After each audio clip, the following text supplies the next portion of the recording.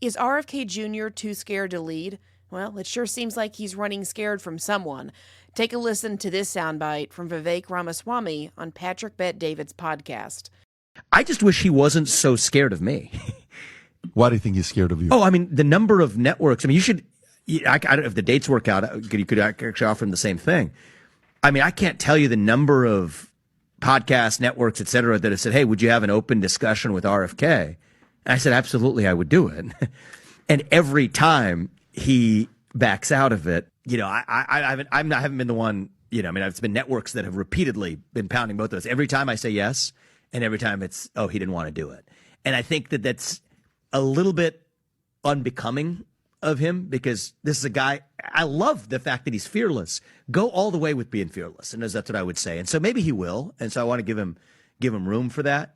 But that's all I would say is I'm one sure disappointment. He'll see this. Who do you think he is? He's a good dude. He's a good dude. So is RFK Jr. afraid to debate a 38-year-old man? I hope not. But when you keep backing out of the opportunity, what other options am I left to believe? Now, if I was running for office right now, I'd want to have my P's and Q's in order before talking to Vivek. He goes after people for their inconsistencies, their hypocrisy. Just watch the last debate. So if I had to come up with some inconsistencies about Robert F. Kennedy Jr., things that he might be running from, these would be the top 5. The first one is guns. RFK Jr. tweeted that, quote, Parkland students are right. The NRA is a terror group. And this was just 5 years ago, so it's not like he can feign, oh, I was young and stupid, or that was a long time ago. That's pretty recent. When asked by Hannity about this statement, RFK Jr. feigned confusion that he didn't recall tweeting that. In fact, he repeated the refrain, quote, I don't consider them a terror group, and I support the Second Amendment. While that might have been an answer, it wasn't an explanation. Why did he say this in the first place? Why was he so clueless? Why did he have such contempt for firearm owners?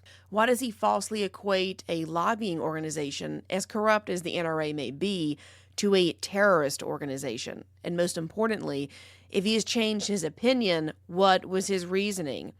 Or is it just politically convenient to have this opinion right now? Will it be harder for you to get votes from Trump supporters if you oppose guns?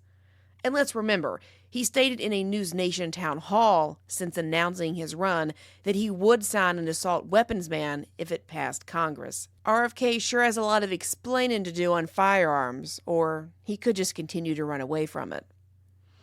Now, second, RFK Jr. is just staffing his campaign with family and friends. It's a Nepo baby fantasy, just the good old boy system at work. It's not about uniting America. It's about taking your donations and then using it to grant contracts to his buddies.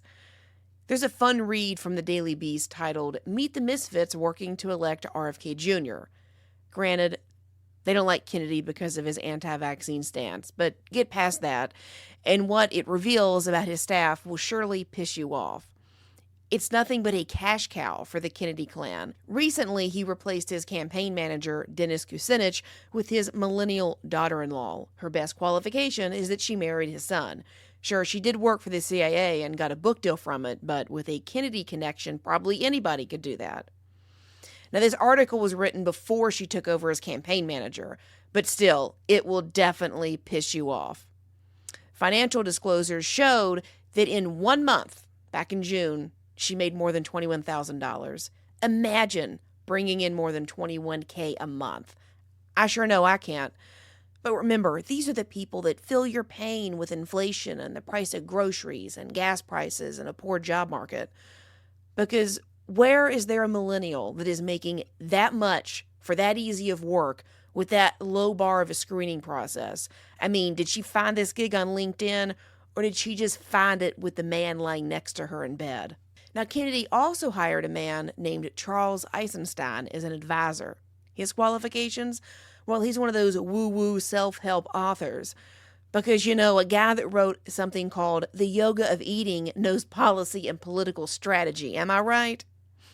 He decided during COVID, like a lot of people, that he was some sort of public health expert and started giving out his opinion on the matter.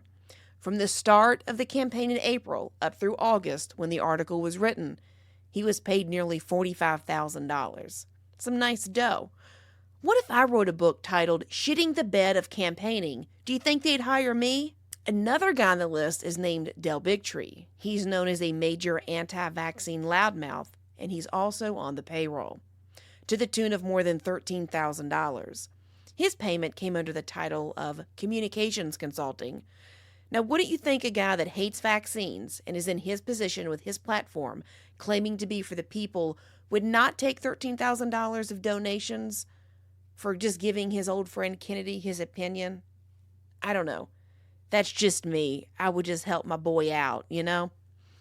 Now, there's a bunch of other talentless boobs who got their jobs from being well-connected, but there's no way that they demonstrated talent for their position or went through a strenuous screening process. It's not like these jobs were on Indeed or Monster.com.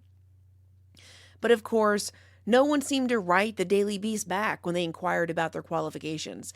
It's like they're all in on this game or something. It's kind of like George Carlin said, there's a big old club and you ain't in it. The best part is his friends get rich and you get the honor of working for free. At first, the campaign would let you be a fundraiser, again for free of course, for several months, and then if you were good enough, wink wink, they might hire you. But, you know, that's a pretty arbitrary standard, and how many of those people do you think they're actually going to pay if they've already got them on the line working for free? Now, recently they sent out an email looking for, of course, more volunteers to do more work for them. Their November 13th campaign email reads, quote, "Are you a natural leader? Want a historic position leading in your state? We are actively seeking volunteer state lead teams for building our nationwide movement. While these positions will begin as a volunteer, the campaign will hire first from successful volunteer leaders." Oh my God, I get to do unpaid work for an elitist family who has more money than I'll ever be able to dream about? I can't wait to sign up, but first I must put on my clown makeup. Number 3. He's bragging about being the top choice among independent young voters. Sure, in that category, he does beat Trump and Biden by 5%. But in case you don't know this, young people don't vote. Does he know anything about politics? That's like Pepsi saying they're expecting record sales because diabetics prefer their soda to Coke. His whole story is that he's the top choice with the young and the only one who can beat Biden or Trump. But it's laughable. He's probably just afraid he'll lose some of these young supporters if he talks or debates Vivek Ramaswamy. Need another clue his campaign is run by stupidity? Well, I already mentioned that he swapped out Kucinich for his daughter-in-law. Well, the president of Children's Health Defense, an organization he founded against basically vaccines, she left to work on his campaign when it launched back in April. But then just 4 months later, she was back at the Children's Health Defense. Seems like a lot of rotating chairs. I wonder, why does no one seem to be able to or want to stick around the Kennedy campaign? I'll let you answer that one. Fourth, he has stated that he wants to jail climate skeptics. In a blog post for his organization, Waterkeeper Alliance, he wrote the following, quote, "Laws in every state maintain that companies that fail to comply with prescribed standards of corporate behavior may be either dissolved or, in the case of foreign corporations, lose their rights to operate within that state's borders. These rules can be quite expansive, and in contrast to the U.S. Supreme Court's recent rulings on campaign finance law, companies under state laws enjoy far less protection than human beings.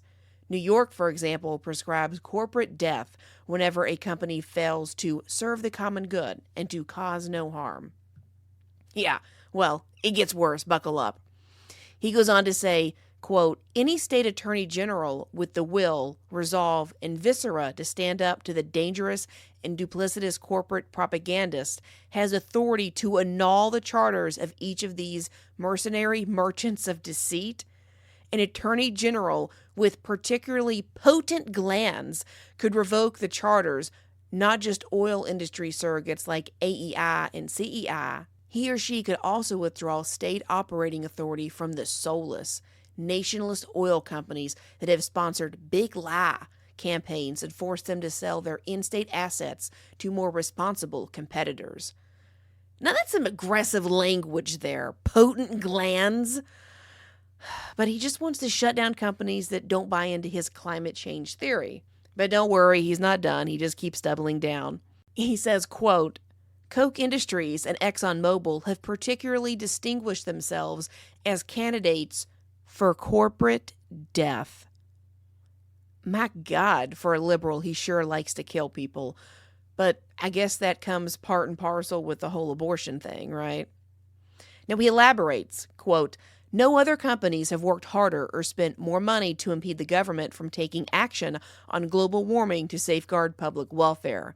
Both companies have employed artifice on massive scale and spent tens of millions of dollars to purchase fraudulent junk science. The greedy, immoral, antisocial pathology behind ExxonMobil and Koch's mendacious crusade is even starker than open acknowledgement since 2007 by the other major oil companies, including Shell, Chevron, and BP, that burning oil is causing climate change. Now, if you took that exact paragraph where he talks about junk science and just replaced the oil part with anti-vaccine stance, you would think they were talking about him. This is the same propaganda and verbiage that he doesn't like said about him and his cause, but he's saying it about big oil. So he doesn't seem to play very fair. Rules for thee, but not for me. Now, aside from ExxonMobil and Koch Industries, Kennedy says that the Cato Institute, the Heritage Foundation, Americans for Prosperity, the Heartland Institute, and the American Enterprise Institute, among others, should get the death penalty, that corporate death he mentioned. These are all premier conservative organizations. I wonder if he regrets going after his primary voting base. It's a classic definition of shitting in your own dinner plate, am I right? But I saved the best for last. Kennedy came out and admitted to flying on Epstein's plane back in 1993. He clarifies it was just once. He was with his wife and kids. He says he was just going to see his mom for Easter, and he accepted a ride from Epstein. Seems weak. I mean, my God, he's Kennedy. He couldn't just hop on a commercial plane or rent a private charter or, I don't know, hire somebody to take him there. Whatever. I'll give him the benefit of the doubt, though, since it was just one ride and it was back in 93. But this is what I don't excuse. He attended a party at GHISLAINE Maxwell's house. I'm not making this up.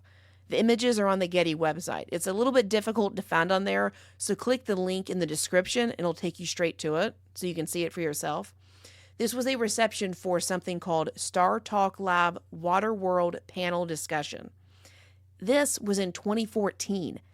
Epstein was arrested and incarcerated for soliciting sex from a minor in 2008. So everybody knew, everyone was well aware of Epstein's pedophilia problem, and everyone knew about his longtime business partner / girlfriend, Ghislaine Maxwell. So what was Kennedy doing there? And this time, his wife and kids weren't with him. Now, I'd ask Kennedy why he showed up to her party, but he'd probably run away from me just like he does Vivek Ramaswamy. Thanks for listening to Overnight Opinions. Be sure to tune in next Sunday night for an all-new episode. In the meantime, be sure to follow the Ladies Love Politics channel on TikTok, Instagram, YouTube, Brighteon Social, Truth Social, and Twitter.